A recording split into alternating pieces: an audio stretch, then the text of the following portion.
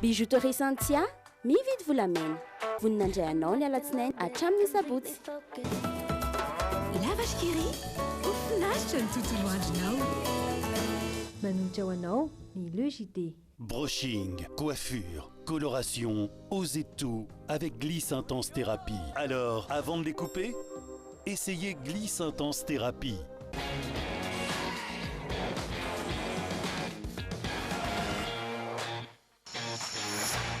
Techno manolotra ho anao ny Le JT. Avec le programme de fidélité Brico 10, économisez avec des remises et offres exceptionnelles à chaque achat. Valable dans tous les magasins Brico 10. Brico 10 manolotra anao. Sam Assurance vous écoute. Sam Assurance, member of Sanlam. Assurance Sam vous présente Le JT.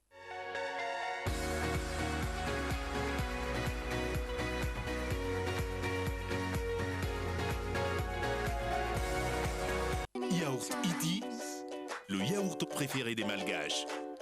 Attention, très très très bon. Yaourt Iti manolotra anao. Tsara sy anankalalana ianao miaraka amin'ny savony manitra Orchard. Orchard, liberté et fraîcheur. Manolotra anao. Le JT. La Galerie Feima ouvre ses portes en plein centre-ville d'Analakil. Tout est réuni dans ce centre commercial moderne. Venez vite nous visiter. Galerie Feima, Ali, qualité et prix. Ma safidiko numéro 1 malagasy manolotra ho anao.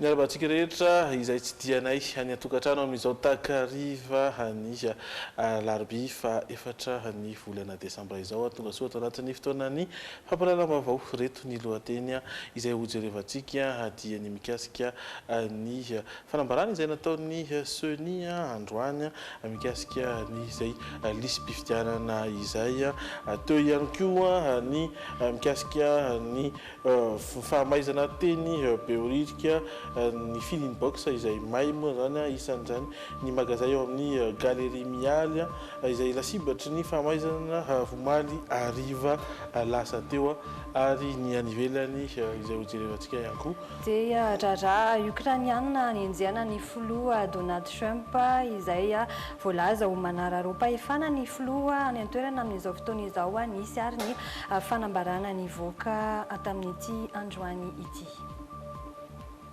Anisan'ireo satrinom-baovao arahanao atao anatin'ny Le JT ireo ary dia anasananao anaraka izany hatramin'ny farany. Ao anatin'ny tapany faharoatsika jery hoe anao ny insolite zanam-pandarana vahoamana ho an'ity takariva ity fa andehana ho arahina ireo vaovao izay nasongadina ary. L'IMT is an international private university. Pour nos bacheliers, travailleurs nationaux et étrangers, l'IMT vous offre 3 filières dispensées avec triple spécialité.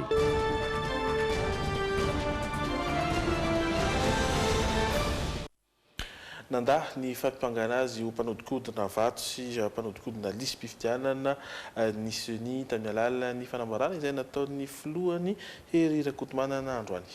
Enditra ihany koa izy nilaza fa tsy tokony ibahana ny tombotsoa natoko na ny tombotsoa manokana. Andan'izay nefa dia no amafisy ny antoko tiako i Madagasikara fa nisy ny fikitiana ny lisy mpifidianana ary ny tanisa porofo vitsivitsy maneho izany izy ireo tamin'ity androany ity ny antsipriana izay no entiny miaro sorody ravaka sy anja Rakotonorainy. Nangatany candidature meto Antananarivo ny anaovana fampitahana ireo lisy mpifidianana voasonian'ny mpifidy nandritra ny fifidianana solombavam-bahoaka tamin'ny 17 Mey sy ny lisy mpifidianana voasonian'ny mpifidy nandritra ny fifidianana bentanàna sy mpanolo-tsaina ny 17 Novambra teo. Namaly nefa ny seni fa saropady ilay antota taratasy ka eny amin'ny fitsarana mahefa no manao fangatahana ikitika izay lisy mpifidianana izay ny kandida na olon-tsotra manao ny fitoriana. Manana fahaleovantena ny seni hoy ny filohany Hery Rakotomanana ary namafisy ny famazava ny fitantanana ny lisy mpifidianana. Ny seni tsy mpanodikodina vato, tsy mpangala bato ary tsy mpanodinodina lisy mpifidianana zany tena mafisiko zany zay zavatra zay milaza ny mandiso an'izay zavatra hoe toty aminay hojerevana lisy tompo. Aoka tsy ny tompontsoa manokana na ny tompontsoa na antoko no ibana ao anatin'ny ady hevitra izay mitranga eto amin'ity firenetsika ity. Naneho ny heviny andanin'izay ny antoko tiako Madagasikara ary nilaza fa nokitiana ny lisam-pifidianana. Provony izany hoy izy ireo ny fiovan'ny filaharan'ireo mpifidy tao anatin'ny lisitra, eo ihany koa ny fiovan'ny birao nandatsam-bato ary ny fisian'ireo olona nifidy tamin'ny fifidianana solombavam-bahoaka saingy tsy afaka nifidy tamin'ny fifidianana kominaly. Fa hita amin'ity indray mitoraka ity lista vaovao hafa mihitsy no nanampiana ny anaran'ny olona izay hifidy. Izany hoe nanampy an'ilay lisam-pifidianana melohan'ny fifidianana ilay izy, mbola porofo ihany koa izay fa kitihana ny lisam-pifidianana izay lazaina fa tsy kitihana io. Tsy niova fa ny lisam-pifidianana tamin'ny fifidianana solombavam-bahoaka ihany no nampiasaina tamin'ny fifidianana kominaly. Nanazava ny CENI fa isaky ny pejy ilay lisam-pifidianana dia tokony ahitana fitomboka mena sy soniany ratsamangaiky an'ny CENI eny anivon'ny distrika. Dia misy kara-panondro mitovy numero an'olona maromaro eto amintsika. Noho izany dia tsy critère de doublonnage zany ny CIN fotsiny fa tsy maintsy miaraka amin'ny anaran'ilay olona ao anatiny. Nanambarany tsy hipetra-potsiny ny antoko tiako Madagasikara. Raha naneho ny heviny tamin'ny Facebook ankilan'izay ny candidat feno arsan dia milaza ihany koa fa ny fampitahana ny lisam-pifidianana no ahitana ny fahamarinana. Milaza andanin'izay ny CENI fa andraikitry ny tsirairay ny matimombana ny lisam-pifidianana. Mariana fa nanomboka ny 2 Desambra teo ny fisoratana anarana ao anatin'ny lisam-pifidianana ary farana vonjy-maika ny 15 Febroary izao. Fantatra ihany koa fa ho taom-pifidianana ny taona 2024 isy ny fitsapan-kevim-bahoaka izay ho tanterahina mantsy amin'ny taon'iny ho tafiditra. Ao anatin'izany ny famerana ny izany fitsapan-kevim-bahoaka izay hanovana sy hanamboarana ny lalam-panorenana izany ny fempotoana iasan'ny anteny mierandoolona ina ihany koa ny teti-bolana ity androm-panjakana ity ka maneho hevitra manao izany Rive Rakotovao. Naroso ny ministra ny serasera nandritra ny fandraisam-pitenenana natao amin'ny radio Antsiva ny talata teo ny hisian'ny fitsapan-kevim-bahoaka amin'ny taona 2024. Izany dia ho fampiarana ny veloranon'ny filoham-pirenena amin'ny fanovana ny firafitry ny anteny mierandoolona. Naneho hevitra manoloana ny fampihenana ny fempo-tom-piasan'ny anteny mierandoolona i Rive Rakotovao izay filohan'ny ity androm-panjakana ity. Io dia mandaha impératif io, izany hoe tsy azo foezina, tsy azo alavaina raha tsy manao révision constitutionnelle. Misy fepetra ihany koa nefa ny révision constitutionnelle satria tsy maintsy mandalo aty amin'ny parlement zany zay vao afaka atao zany. Izary zany ilay anara-dalàna. Rehefa iny anao rahany io lasa mahatonga ny atao amin'ny Sénat mieritreritra hoe engany mba ho diso zay hoe noho ny fanavakavahana ara-politika ve sa ny aya ara-politika sa tsy ny fitiavana ny tsy fitovizan-kevitra no manosika ny fandravana. Engany mba tsy ho zay. Resana ara-bola moa le izy. Tsy te hampitaha fa atsika mampitaha an'izany satria zay zao nolazaina tamin'ny fotoana ity hoe asorona aminareo le vola hoentinareo miasa fa hananganana an'izao aizy nitsangana eo. Efa hita taratra tamin'ny fampihenana ny teti-bola ho ampiasain'ny anteny mierandoolona ny finiavan'ny fitondram-panjakana hampiasany vola any amina tetikasa fampandrosoana hafa. Lalàna ve ny hoe tsy asiana vola andaovana karamana ampiasa dia ataona zany le olon'ireo. Rehefa mbola eo aloha eo raha araka ny lalàna ve dia mamelanao tsy hanana ny vola izay iasan'ny le sénateur.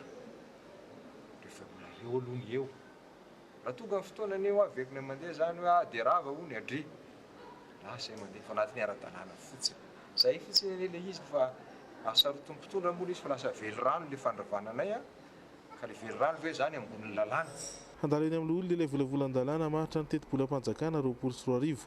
Efa nisy ny fihaonan'izy ireo tamin'ny CCOC na ny collectif des citoyens et organisation citoyenne androany entina mampahafantatra marina ny tena laharam-pahamehana tokony harafitra ao anatin'izany teti-bola izany.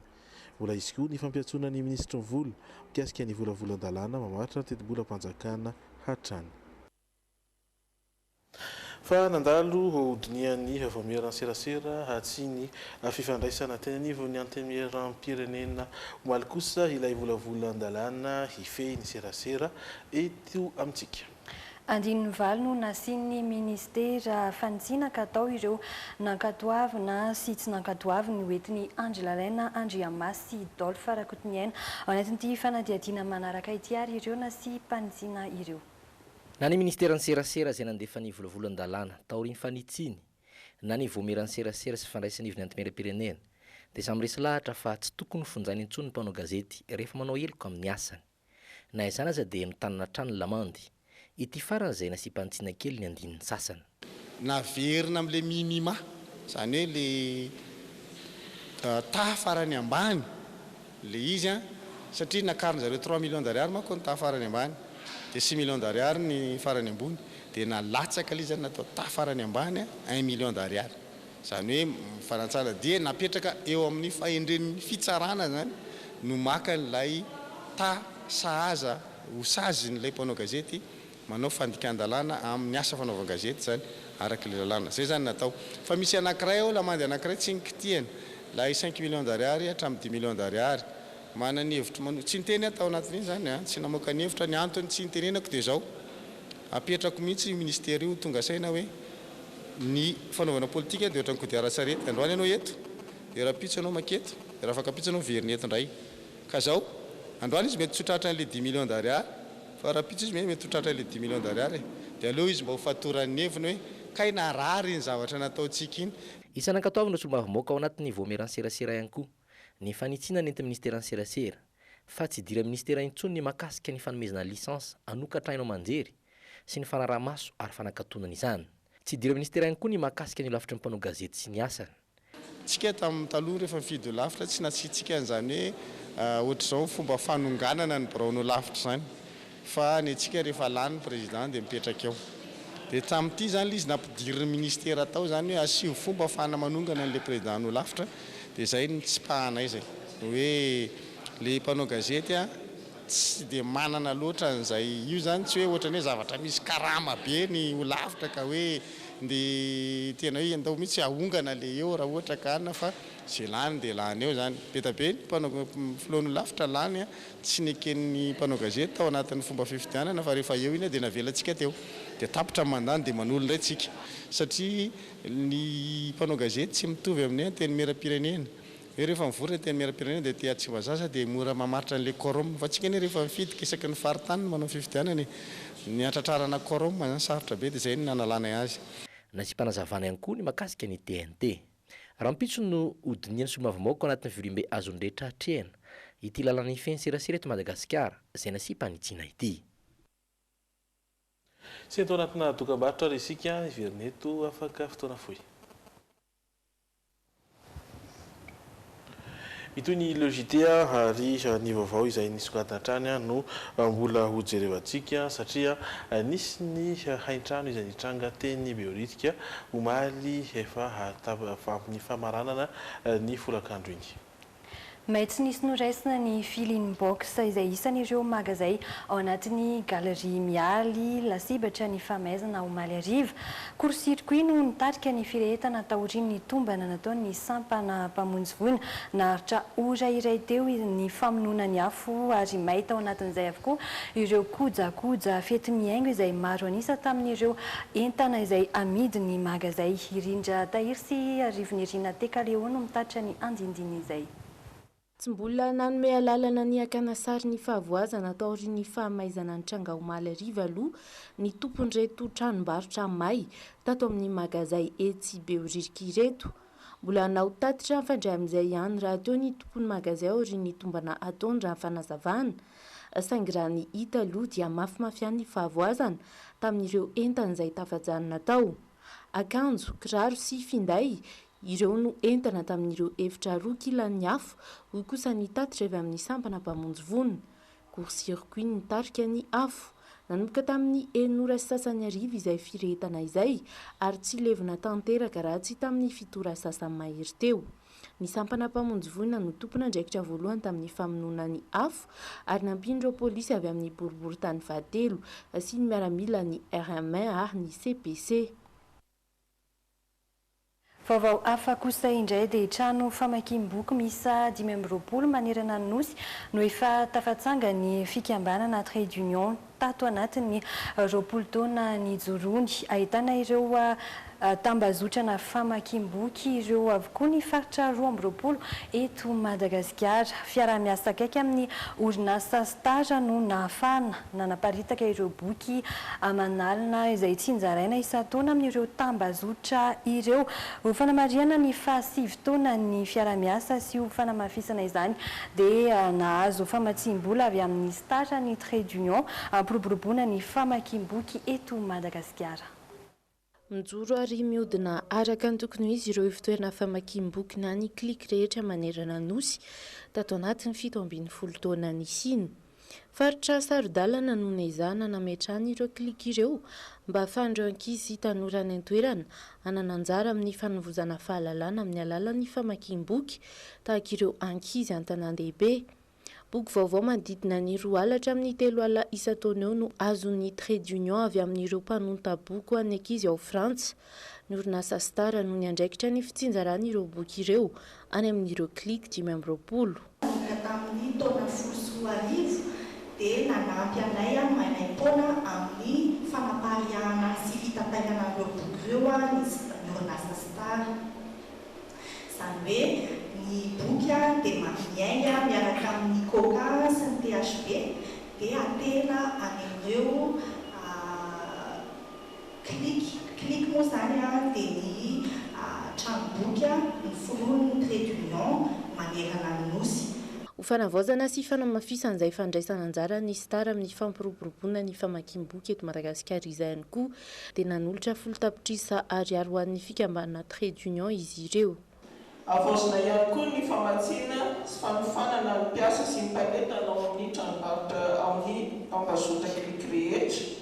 Famatsiam-bola mitetina 10 millions d'ariary no tsinjaraina amin'ireo tambazotra klik Antsiranana, Antananarivo, Toamasina ary Toliara. Nahita boky ny mihoatra ireo taona niarahan'ny rotontany asa ny taona 2012 sy 2010 satria tafiakatra hatrany amin'ny 5,4 alina ireo boky voatsinjara sy tonga soa tany amin'ireo klik. Raha ny tatitra ihany koa dia mampiakatra ny tapa-hafana fanadinana any amin'ireo toerana misy azy ary manamafy ny fahaizana teny frantsay ho an'ireo ankizy sy tanora ny fisian'ny klik. Dedikasy izay tafiditra ao anatin'ny asa sosialy toana ny orinasa Star amin'ny alalan'ny RSE ahitana ny fanampiana ny ankizy sahirana hiverina an-tsekoly sy tia fianarana indray.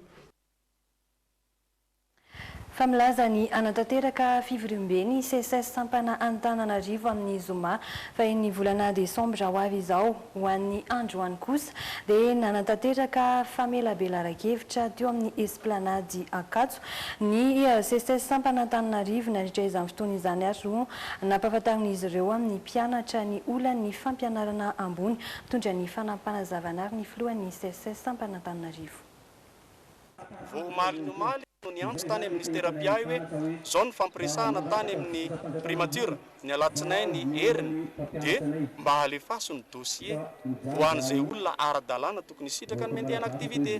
Izany hoe araka ny voalazan'ny lalàna dia ny olona izay nafeno 10 taona no mihoatra miandraikitra ny asan'ny mpampianatra pikaroka sy ny pikaroka mpianatra aty anivon'ny Anjerimanontolo na ny centre nationaux de recherche. Nefa zany mbola tsy mandeha zany ireo. Misy dossier efa nahazo visa avy any amin'ny finance sy avy any amin'ny contrôle financier kanefa zany mbola mijanona ao ministera tsy voakirakira tsy nandeha. Fiainan'olona zany rehetrarehetra zany satria misy no tapaka karama, misy ihany koa zany ny tratrany aretina tsy fidina rehefa misy moa ny maty. Vokatr'izay tepitepitsaina sy ny ataontsika hoe fahorin-tsaina mahazo andro zareo izy. Fa manomana fianambidy goavana ny vidéo boutique mba ho fiatrehana ireo fety rososina miandry amin'izao akatoko farantaona zao. Iaran'izay tolotra manokana izay ny fahita lavitra écran place ny subwoofer misy ihany koa ny kafiarany amin'ny jeu vidéo ho an'ny ankizy. Ye, raha toa ka misy ny Black Friday any ivelany any dia ny antsika eto amin'ny vidéo dia fihenam-bidy mandavataona fa tolotra manokana amin'ity noely ity, izany hoe manomboka anio alarobia 3 desambra mandra-palan'ny stock, izany hoe mandritra nyity volana desambra iray manontolo ity dia anao méga promotion mahakasika ny écran plat isika sy ny subwoofer, izany hoe tolotra anankitelo ny voakasika le izy dia ny télé 19 pouces, ny télé 32 pouces ary ny télé 46 pouces. Izany hoe atongotsika amin'ny 19 pouces izay vidiana amin'ny vidiny 850 000 FMG na 7 toile sy iray etsi-monja dia afahazahoanao écran 19 pouces. Manaraka anazy ao ny 32 pouces tsisy mivarotra mora noho ity eto Madagasikara satria 400 000 ariary na 2 millions FMG no afahantsika mahazo an'izay écran plat izay. Akoatra ny télé, ny subwoofer dia manana jeu vidéo amin'ilay tena avolenta dia tsina fa ny Nintendo Switch izay hitanareo atao amin'ny Videothèque original izy io misy traçabilité avy any Europe. 1 200 000 ariary ny vidiny manomboka an'io mandritra nyity volana desambra ity.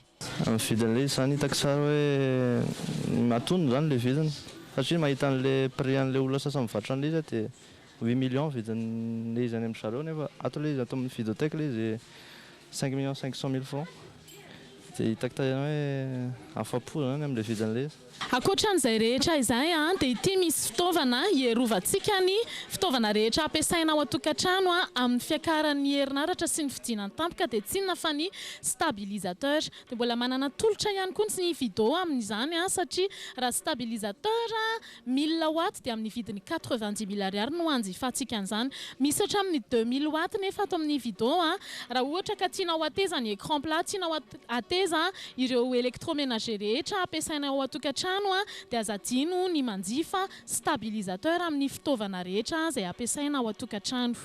Fanentanana avy ety aminay vidéo zany dia manasa anareo avy ety amin'ny Victoria Plaza, ny laharan-tarobia dia 034 58 236 35 na ny 034 12 649 62. Azadino ny mitsidika ny pejy video.tech satria ao no ahitanareo ny andindiny rehetra ny tolotra vidéo amin'izao akatoky ny noely izao. Aza mitady alavitra intsony aza sahirana intsony mampitovy vidiny entana fa garantie no menanareo fa izahay no mivarotra ny entana mora indrindra dia miandry anareo ety tsena izay aty amin'ny Videothèque.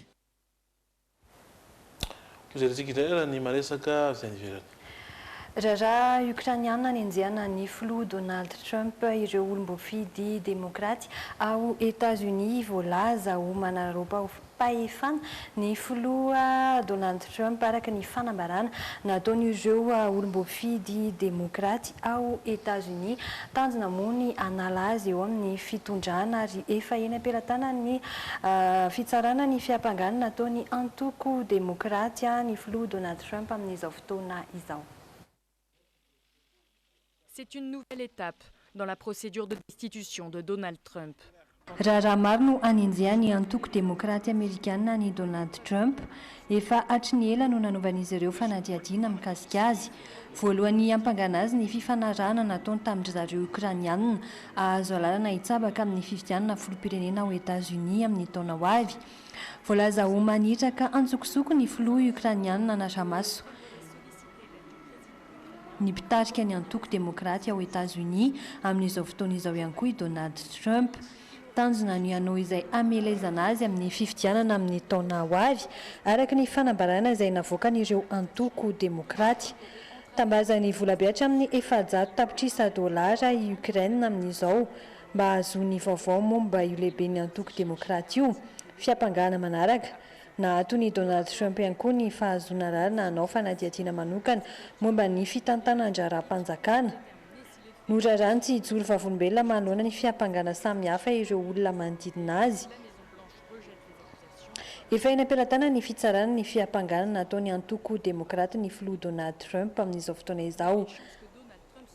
Andrasana arak'izay ny tohiny izay raharaha izay izy ireo ihany koa no tompony fanapahan-kevitra aorian'izay. Et il est contrôlé par les républicains. Any Philippines kosa indray dia nandrava foto-drafitrasa maro ny fandalovan'ny rivo-doza tany an-toerana omaly alina olona anarivony no voalaza ho tsy manan-kialofana amin'izao fotoana izao anio araka ny vinavina no hivoaka ao Philippines io rivo-doza io. Les vents soufflent à plus de 200 km/h. Ny kija niorana tao Lapinig ao Philippines nadrana tafiotra 200 kilometatra isan'ora izany. Nitarika fahasimbana maro satria niakatra ny rano eny amin'ny faritra sasany. Maro ihany koa ireo rava-trano toy ny eto Luçon simba tsy misy azo raisina. Olonanarivo nivoatery nafindra monina vokatry ny fandalovany rivo-doza antsoina hoe Kamori. Ireo lalao fifaninana izay natao tao an-toerana aza voatery najanona sy nahemotra ho amin'izay fotoana manaraka. Nakatona ihany koa ny seranam-piaramanidina ao Philippines sidina 500 isa eo no nahato. Vinavinaina ivoaka an'io ny rivo-doza. Je suis fatiguée. Matsiaro tena vizaka ao, tsy natory mihitsy, manahirana satria mbola maro ireo zavatra tokony ho ataoko saingy tsy afa manoatra aho voatery mijanona eto. Mais bon, on est coincé ici. Matetika no hitrangana ora mikija raha natafiotra tahaka izao ao Philippines na ahafatesan'ny olona 100 mahiratra any izany. Tsy nisy kosa nefa ny ainana fohy tamin'ny tindray mitoraka ity. Dévastatrice était Taïan, qui en 2013 a fait plus de 7300. alohan'ny anarantsika dokam-barotra hafa ihany koa dia tsara ny mitatitra fanosokafana nanomboka androany teny amin'ny Sequoia Ivandria ny Juki Smart Solution. Milina fanjairana natao hanamora ny asa sy hanampiana ireo orinasa fanjairana eto Madagasikara no antony izany 20 taona izay no nisiany Juki tonga eto Madagasikara izy amin'izao fotoana izao. Isy ihany koa ny fanomezana fiofanana mahakasika izay. Tonga eto Madagasikara ny Juki milina fanjairana. Orinasa maherin'ny 10 eo no miara-miasa amin'ny mpamokatra izany amin'izao fotoana izao eto Madagasikara. Tsy nivarotra izany fotsiny ihany no tanjon'izy ireo amin'ny fampidirana ity milina fanjairana ity, fa indrindra koa mba ho fanampiana ny orinasa malagasy sy ireo mpiasa ao aminy. Ça fait que voilà, je suppose c'est que pour améliorer la production. Maro ny tombontsoa azo avy amin'ity milina fanjairana ity, toy ny fampitombona ny vokatra vaovao indray eo anivon'ny orinasa mpamokatra. Eo ihany koa ny mahavolenta azy dia manamora ny asan'ny mpanjaitra mba tsy handanora maro rehefa miasa. Anisany mampiavaka ity milina fanjairana izay vokarin'ny Juki ity ny maha teknôlôjia avolenta azy. Afaka ampiasain'ny olona rehetra ary manome fiofanana maimaimpoana izy ireo ho an'izay manjifa izany. Maro karazana azo isafidianana ihany koa ity milina fanjairana mitondra ny marika Juki ity. Quoique notre but principal c'est de vendre. Amafisiko hatrany fa na eo aza ny tanjonay amin'ny famarotana sy ny fampidirana teknôlôjia vaovao ity eto Madagasikara dia ao ihany koa ilay fampiofanana izay atao. Anisan'ny tena zava-dehibe indrindra ihany koa izany. Ho an'ireo mpiasa malagasy izay mila izany fiofanana izany. Anisan'ny nampidirana ity vokatra ety eto Madagasikara ihany koa ny mba hisian'ny fandrosoana eo anivon'ny orinasa mampiasa milina fanjairana mba hampitombo ihany koa ny traikefanan'izy ireo mahakasika izany. Marina fa ny Juki dia vokatra iray avy amin'ny fiaraha-miasan'ny Japon sy Maurice ary izao tonga eto Madagasikara izao. Indray ary anaraka dokam-barotra ary verina eto hiditra ao anatin'ny tapany faharoa rarahana ny Oianao sy ny Insolite.